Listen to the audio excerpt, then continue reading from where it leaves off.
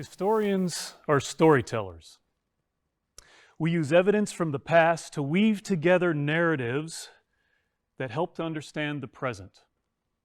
We critically examine the sources of our knowledge, and we question how we know what we know.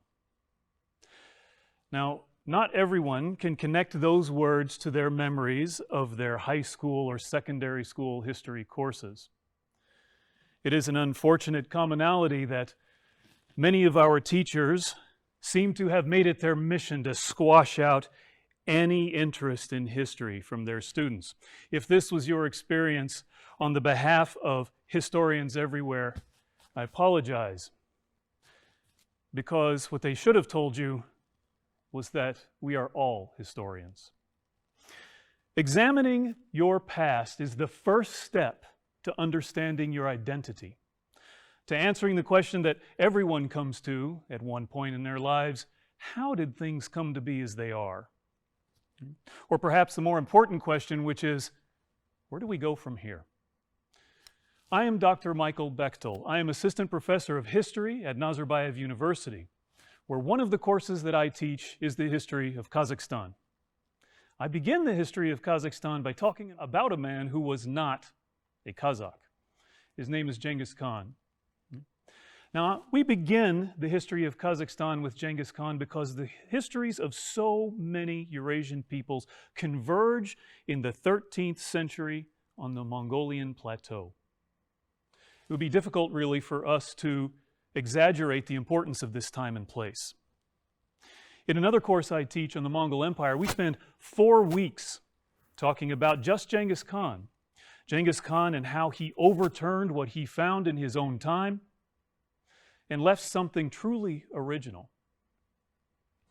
Now, depending on where you're from, depending on from whom you are descended, you probably have a very different idea about how Chinggis Khan plays a part in your past than your neighbor.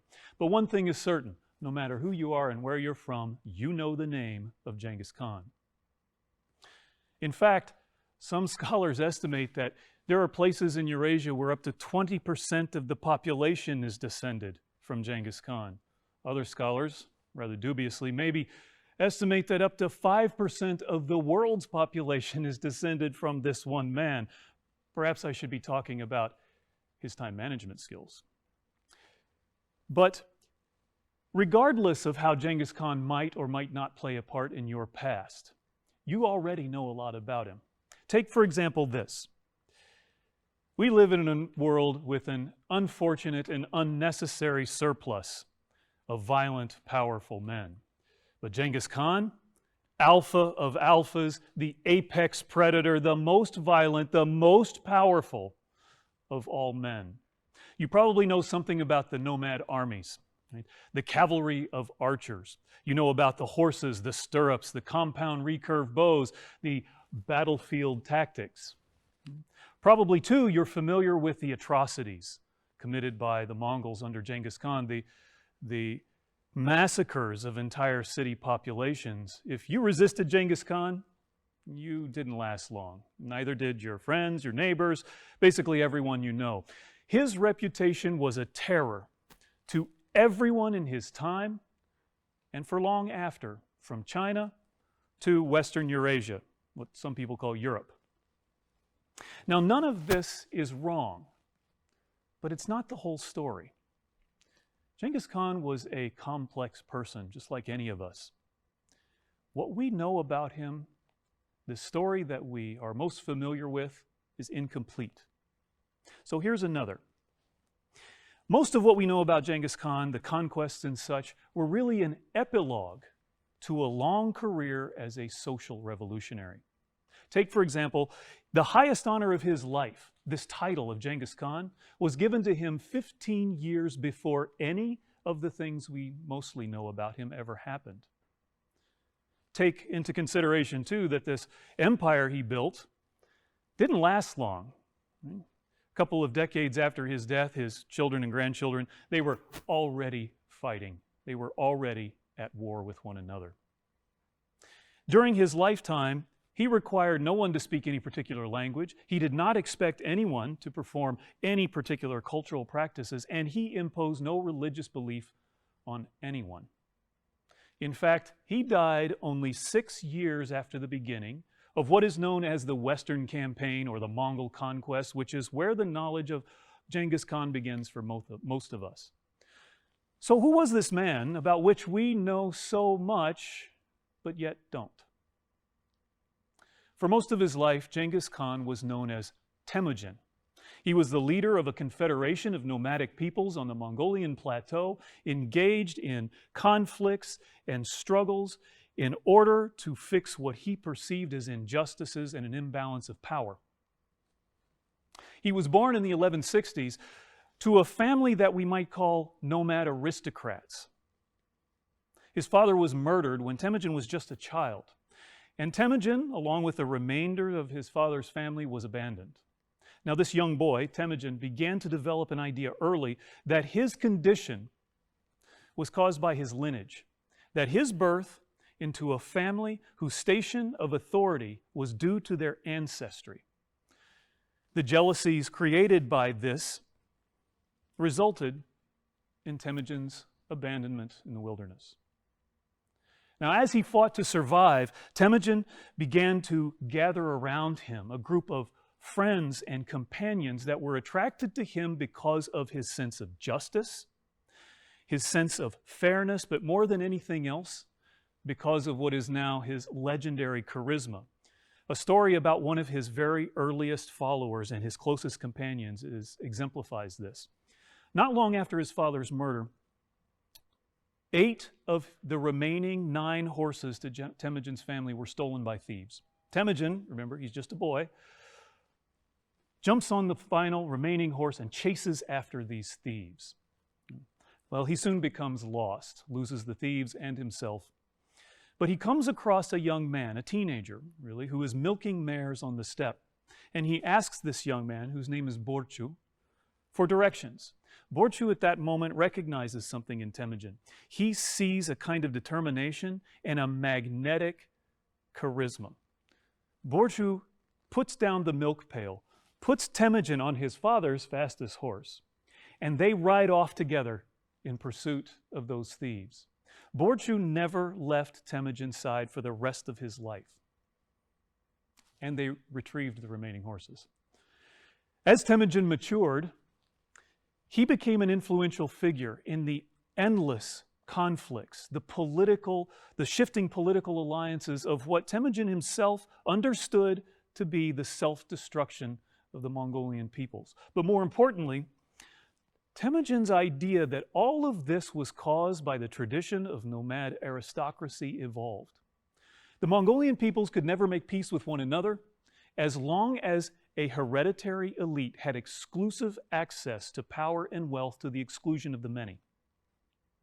Along with that, Temujin seems to have recognized that there was a kind of simmering strength in the Mongolian people, that there was an untapped power and it had great potential. But we have no evidence that empire building, world conquest, that was ever his intention. In fact, we have this story that sort of contradicts it. Temujin was standing on top of a hill looking out over the camps of his followers. And he's quoted as saying, my sole purpose is to make the mouths of my people sweet as sugar by favor, to mount them on the fastest horses, to dress them in clothes spun of gold, to give them sweet, clean water to drink, to provide their animals with grassy meadows, and to remove every harmful obstacle from the paths and the roads on which they travel. And indeed, Chinggis Khan and his close circle of companions were able to unite almost all of the peoples of the Mongolian plateau, putting an end to their conflict. For the first time ever, the people of Mongolian plateau were united. Are you ready? Here's the really important part.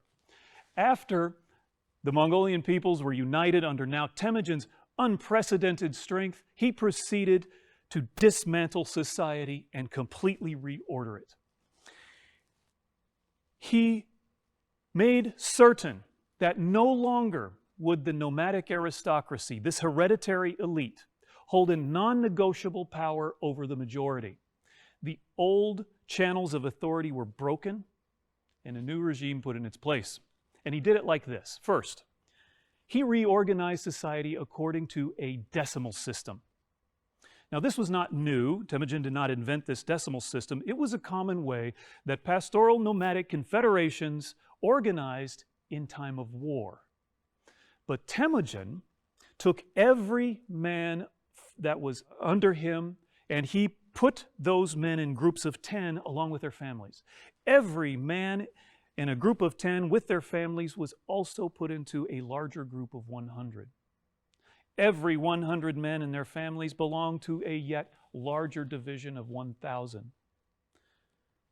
The groups of 1,000 finally belonged to a division of 10,000, and there were many divisions of 10,000. At the head of each of these groups, Temujin appointed a leader, chosen based upon their capabilities, their merits, their loyalty, and their experience. He chose these people without regard to their birth or their class. He did not exclude the old nomad aristocracy in this new meritocracy. Those divisions of 10,000, they were commanded by his closest followers, like Borchu. There's a quote that tells us something about the way Temujin thought about this division of command. He's quoted as saying, "Any person that can keep order in their own home can command a territory. Anyone who can keep command over 10 men is worthy of commanding 10,000. Now, the second thing that Temujin did was to put in place a system of redistribution of resources. Wealth and resources were to be allocated fairly from the very top all the way down to that group of 10 men and their families. All of this was held in place by a strict system of laws that assured accountability and overall, more importantly than anything else, fairness. Everyone was better. Everyone was better off under the rule of Temujin. They were now organized in a confederation that was led by people who had shown capabilities. There were no longer conflicts between them, and overall ruled a just and fair Khan. The social revolution is complete. Chinggis Khan became Chinggis Khan in the year 1206. Temujin's people rewarded him with this title. Now, scholars aren't quite sure. We've never agreed on exactly what it means, but if you just think of it as meaning the Khan of everything, you'll be on the right track. So what does an all-powerful Khan do with a people organized on a footing for war, who are led by your closest companions, who have no conflicts among themselves, but who do have some old grudges against the neighbors? Well, Temujin went south and he peeked over the Great Wall and he liked what he saw. And this is the part of the story that you do know. But we are indeed all historians.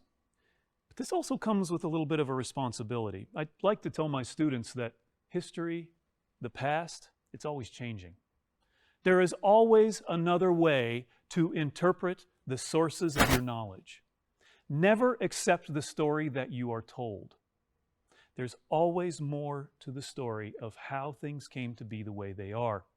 There is always more to the story about how you came to be who you are. But you don't have to take my word for it, because your history is yours to interpret. Go and examine that history. Go and critically judge the sources of what you know. You might be surprised what you find.